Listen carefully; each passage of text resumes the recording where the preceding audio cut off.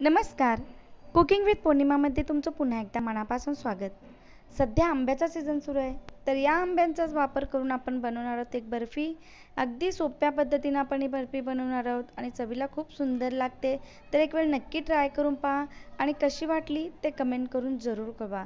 तुम्हाला माझी अजून एक विनंती आहे, ते म्हणजे चॅनलवर जर पहिल्यांदाच आला असाल तर चॅनलला सबस्क्राईब करायला विसरू नका आणि सोबतचं जे बेल आयकॉन आहे तेही प्रेस करा, म्हणजे मी नवीन रेसिपी अपलोड केल्यानंतर त्याचं नोटिफिकेशन सर्वात आधी तुम्हाला मिळेल. चला तर मग सुरू करूयात. तर इथे सर्वात महत्त्वाचं साहित्य ते म्हणजे आंब्याचा पल्प आणि रवा. दोन्ही मी एक एक वाटी घेतलेला आहे. हापूस आंब्याचा पल्प तो मी गर काढून मिक्सरमध्ये फिरवून घेतलेला आहे. तर आपण एक कढई घेतलेली आहे आणि त्याच्यामध्ये पाव वाटी साजूक तूप घेतलेलं आहे. तर आपल्याला आता हा बारीक रवा आहे तो व्यवस्थित असा खमंग सुगंध येईपर्यंत भाजून घ्यायचा आहे. मंद आचेवर भाजायचा आहे. साधारण 5 ते 6 मिनिटं लागतील आणि सतत हलवत राहायचं आहे, म्हणजे तो करपणार नाही खालच्या बाजूने. तर थोडासा बदामी रंग येऊ लागल्यानंतर आपल्याला हे काढून घ्यायचं आहे आणि सुगंधी दरवळतो घरामध्ये साजूक तुपामध्ये परतल्यामुळे. तर आता झालेला आहे. आपण आता याला बाजूला ठेवून देऊयात.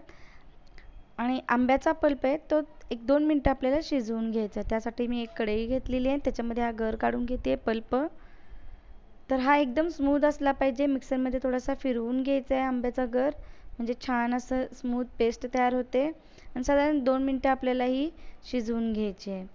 तर ते होते तोपर्यंत आपण थोडंसं दूध गरम करायला ठेवूयात. ज्या वाटीने रवा घेतला असेल त्या 2 वाट्या मी हे दूध घेतलेलं आहे. तुम्हाला हवं असेल तर 1 वाटी तुम्ही पाणी आणि 1 वाटी दूध घेऊ शकता. तर आता हे झालेलं आहे. आंब्याचा पल्प एक साधारण 2 मिनटं शिजवून घेतलेला आहे. आता आपण ह्याला बाजूला ठेवूयात आणि रवा आहे तो पुन्हा एकदा गरम करून घेऊयात. तर आता आपण ही कढई बाजूला घेऊन रवा भाजलेली कढई पुन्हा घेतलेली आहे.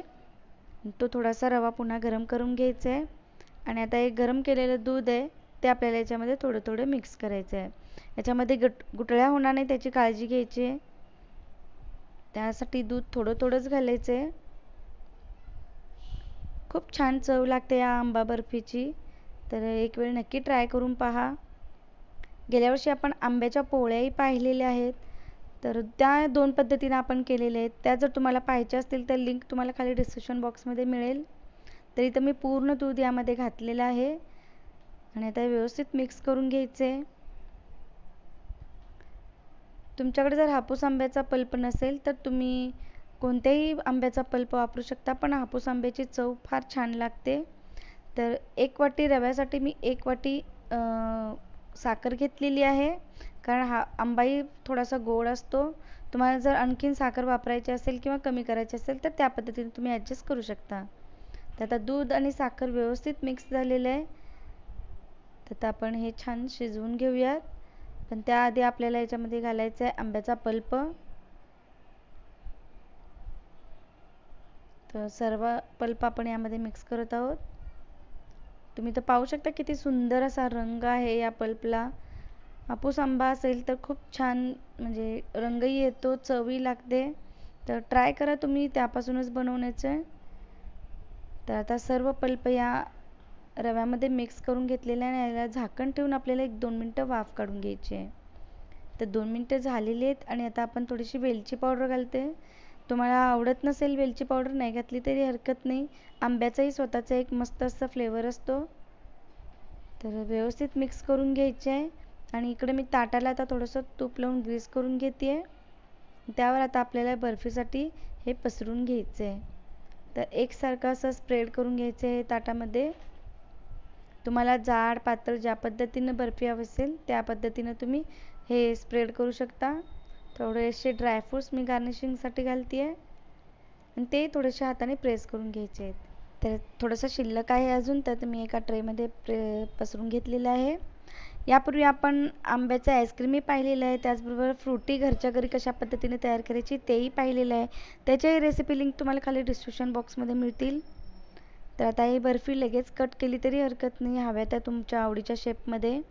तर मी तर काही स्क्वेअर आणि काही आपले डायमंड शेपमध्ये कट करते आहे.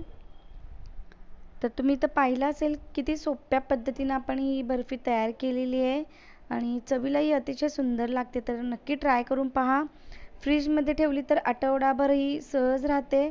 तर कशी वाटली ते एक वेळ कमेंट करून जरूर कळवा आणि चॅनलवर जर पहिल्यांदाच आला असेल तर सबस्क्राईब करायला विसरू नका. तर चवीला आणि दिसायला अतिशय सुंदर अशी आंबा रवा बर्फी एक वेळ नक्की ट्राय करून पहा.